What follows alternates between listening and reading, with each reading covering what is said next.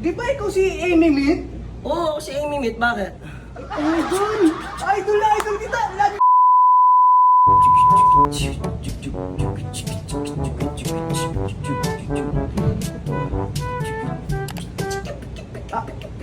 Excuse po, di ba ikaw si Amy Meat? Oo, si Amy Meat, bakit? Idol! Idol na idol kita! Lagi ko napapanood yung mga beat mo! Yung mga gano'n sa... Salamat naman na napapanood mo yung mga trending. Siyempre. Baka naman pwedeng idol. Pero anong pangalan ko?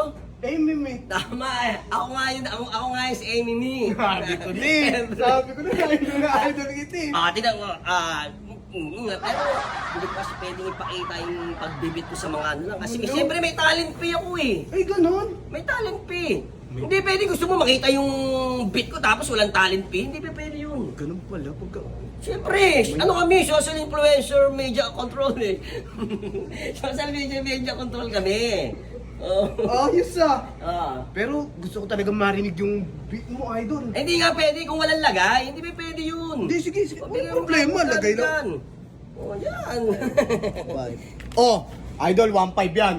1.5. 1.5. Hindi ba peke ito? Hindi fake yan. Walang lumalabas Ano ba gusto mong beat na marinig? Yung mga nag-trending kong video? Oo naman, yung mga trending mong... Yung mga... Sino nga uli ako?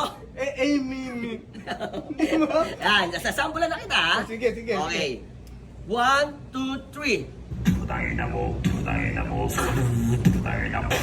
Bob.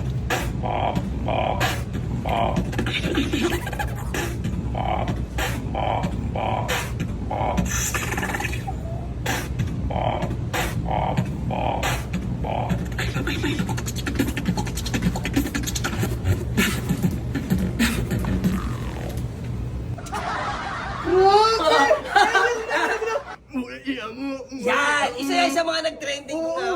Diyan ako kaya na ako nakalalang Amy Meat. Kaya pala na Amy Meat. Sa FB ko na pala wala na bang kahit Lagay ka ba? Ayun na lang talaga. Wala na. Sa bagay, 1.5 na. 1.5 Ang na. laki na Last yan. na lang to ha? Kasi iba yung talent pick ko, pre. Iba yung talent pick ko. Hindi. Last na lang to, Pete ha? Ito naman yung pinasikat ko sa buong mundo, game ha? Well. 5, 6, 7, 8. Ang Pilipinas ek na naman yun.